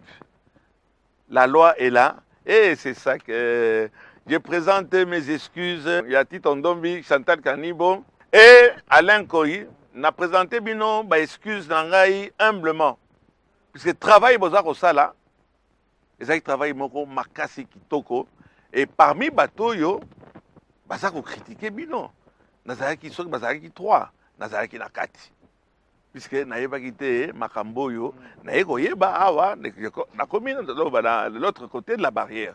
Il faudra que l'institution wana ezonga makasi.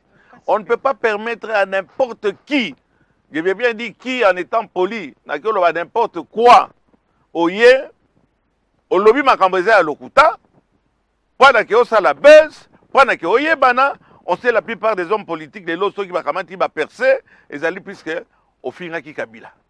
Ils allaient puisque au figi Tshisekedi. Aux alliés quand a problème il y a ma finga wana pe zo mona ke bakosala yo et loko mon côté. Et les qui ka ndengwana. Na position ngai lelo na présenté na baninga oyo bazalaki na institution wana. Je sais que vous êtes découragés, mais n'oubliez pas que vous êtes toujours énumérés. Si vous pouviez reprendre au moins rigueur wana, il y a tous les petits politiciens, non pas bon, politiciens, journalistes politiciens, hein, chanteurs, namoni garçon moko da tangi comme on a un. Pacho, on wana pe na robenga yo nani. Ndenge afingi collègue nabino journaliste ba finga kaningo wana te. puisque yebi ke bakosala eloko moko te puisque yebi ke bakosala eloko moko te et il faudrait que biso bato oh lelo tobandi omona na ndenge mosusu tokamata toencourager institution wana c'est sac ezonga na ndenge nini quoi que mandat na bango esi esilaki on avait déjà fait les élections on connaît qui sont les élus institution wana ezonga puisque système oyo eza koépargner ata motu moko te avec ces genres de télévision, de journalistes, de quoi qui font du terrorisme pour survivre. On ne doit pas continuer. J'appuie, normalement je ne pouvais pas le dire, mais dans un journaliste c'était ils appellent tout aux autres, dans une opinion.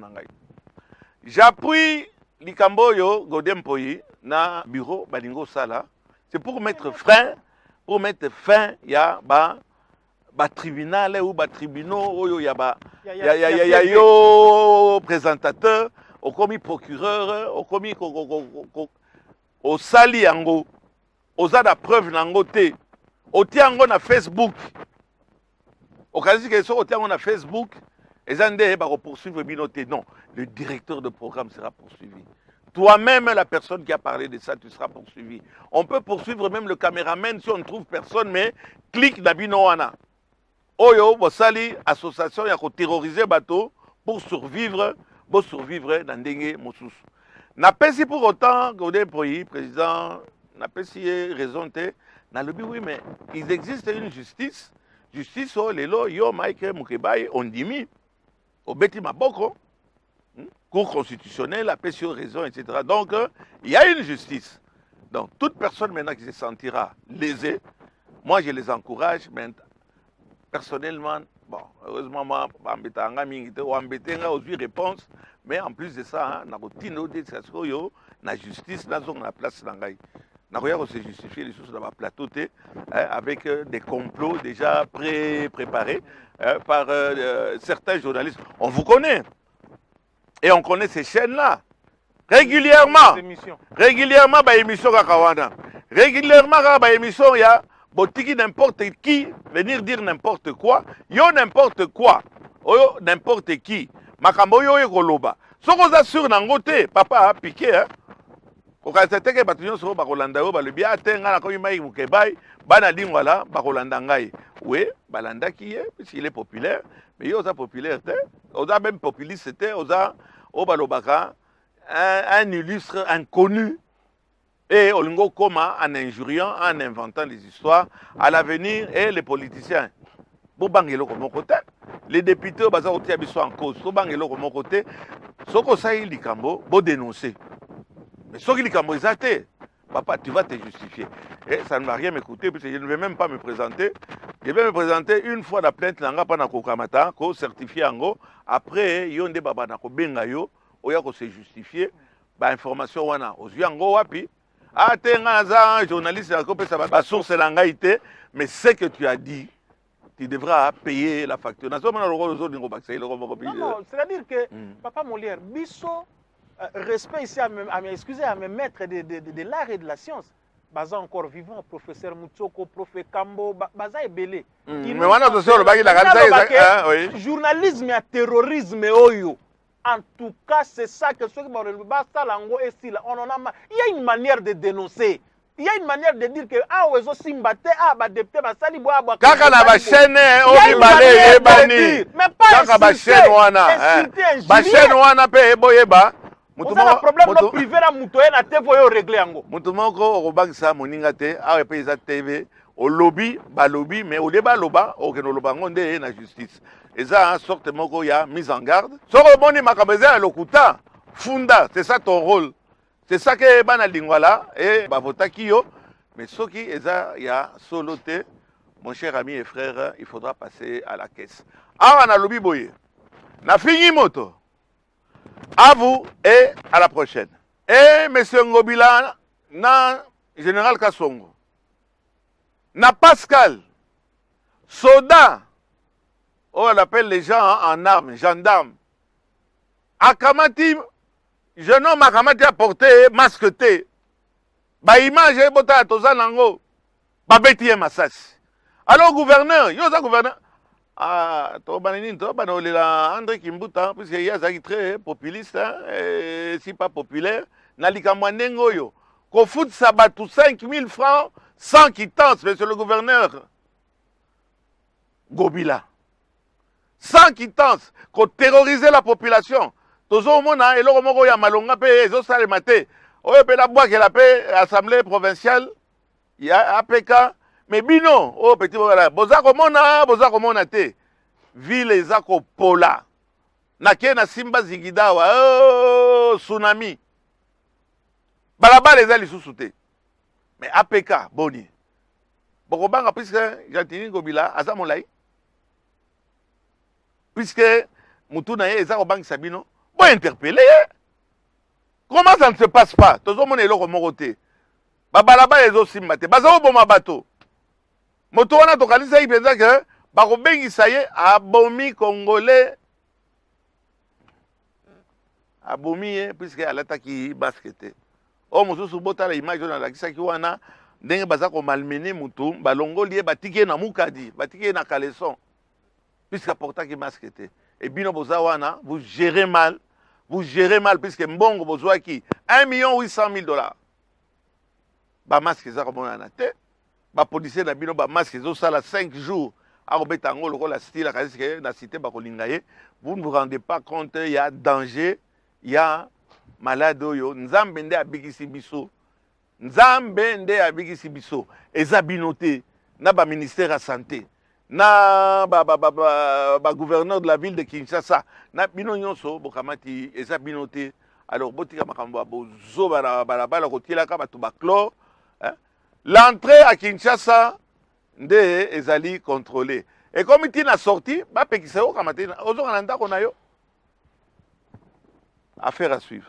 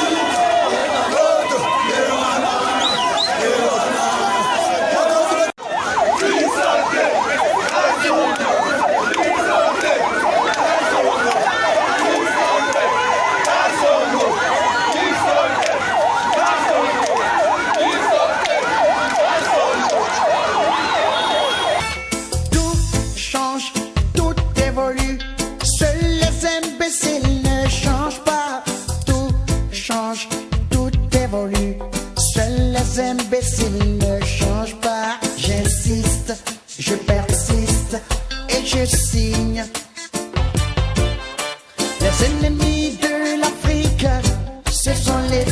africains. J'insiste, je persiste et je signe. Les ennemis de l'Afrique, ce sont les Africains.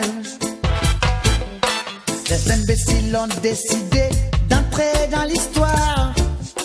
À reculons, les peuples bâillonnés écoutent la symphonie des canons. Les Algériens égorgent les Algériens. Les Somaliens fusillent les Somaliens. Les Rwandais génocide rwandais. Les Burundais découpent les Burundais. Les Congolais massacrent les Congolais. Les Angolais